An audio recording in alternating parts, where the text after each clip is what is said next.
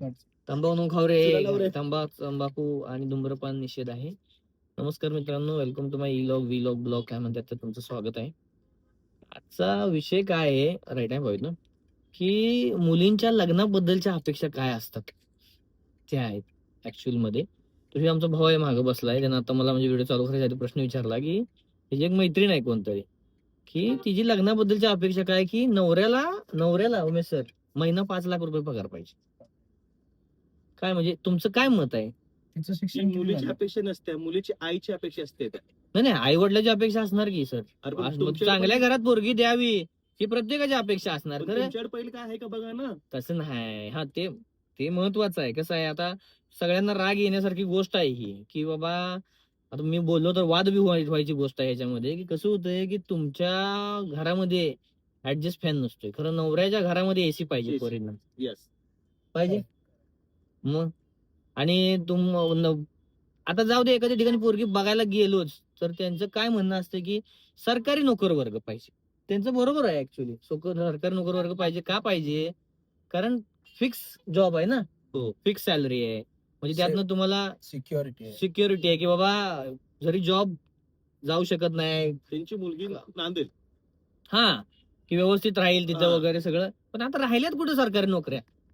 हे जे सरकार आहे आता, जाऊ दे, आता सरकारबद्दल बोलणं पण योग्य नाही म्हणा. माझं म्हणणं काय आहे, पहिला मुलीचा बाप सरकारी नोकरी काम करतो. नाही हो, मग सरकारी नोकरी करणारा मुलीचा बाप असेल तर सरकारी नोकरी मागणार पाहिजे. हा पाहिजे, मान्य, आमचं काही तसं नाहीये. हा.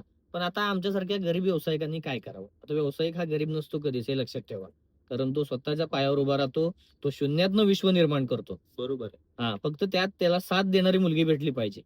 कारण जेव्हा त्याच्या आयुष्यात एखादी मुलगी येते ना, तेव्हाच त्याचं नशीब पालटतं, असं माझं वैयक्तिक मत आहे. कारण आमचं नशीब बदललंय आमची बायको आल्यामुळे. माझं पण. भाऊचं पण, म्हणजे तुमचं वगैरे पण असेल, पण आमचं बदललं. माझं तर वैयक्तिक लव्ह मॅरेज आहे, साहेबांचं पण आहे मागं यांचं ओके. अरेंज मॅरेज आहे त्यांचं. पण पाहिजे असं. आमच्या वेळेला पण हे होतं की पाहिजे आम्हाला अटी मेन, की मुलाकडे 1 BHK पाहिजे, स्वतःचा राहायचा. आता मी बोललो की परत वाद होण्याची शक्यता काय आहे, की ह्यांचा बाप 50 वर्ष घासतो कामामध्ये आणि 50व्या वर्षी 1 BHK घेतो, पण पोराकडे 23व्या वर्षी 1 BHK पाहिजे लग्नाच्या दिवशी. हा, अटी शर्ती आहेत त्या लय महत्वाच्या.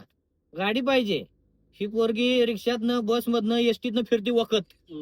हा, पण नवऱ्याकडे गाडी पाहिजे. मी नाही येणार बाबा, असं आहे तिचं. अरे खरं आहे हे, ऍक्च्युली ही सत्य परिस्थिती आहे. हे कुठं थांबलं पाहिजे. नाही थांबू दे, पण हे काय आहे की एक विचार करण्यासारखी गोष्ट आहे, की लोकांना लग्नाला मुलं भेटत नाहीत, मुलांना मुली भेटणार, मुलींना मुलं भेटणार. बरोबर आहे. कमीत कमी एक म्युच्युअल अंडरस्टँडिंग मध्ये वाढल्यामुळे मुलींची. हा, नाही, म्युच्युअल अंडरस्टँडिंग मध्ये त्यांनी हे केअर करणं गरजेचं आहे हो कुठेतरी. आता तुम्ही कुठेतरी ऍडजस्टमेंट करणं गरजेचं आहे. तुमच्या अपेक्षा एवढ्या बी वाढवून ठेवू नका की त्या पोरानं त्याच्या आईला आता फास द्यावा लागेल, फास लावायची वेळ आली, असं होऊ नये. जीव देण्याची वेळ आली नाही पाहिजे. हा, महत्वाचं. पूर्वीच्या काळी तर मला वाटत नाही की एक 50 वर्षाच्या आधी बहुतेक की सिस्टम काय होतं, की घरचे जिथं सांगायचे तिथं डोळे झाकून घरातली लोक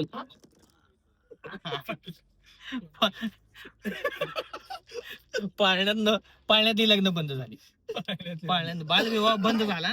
ते बरं झालं, आता तुझी 3-4 तर झालीच असते. मला चांगलं माहित आहे तुझं.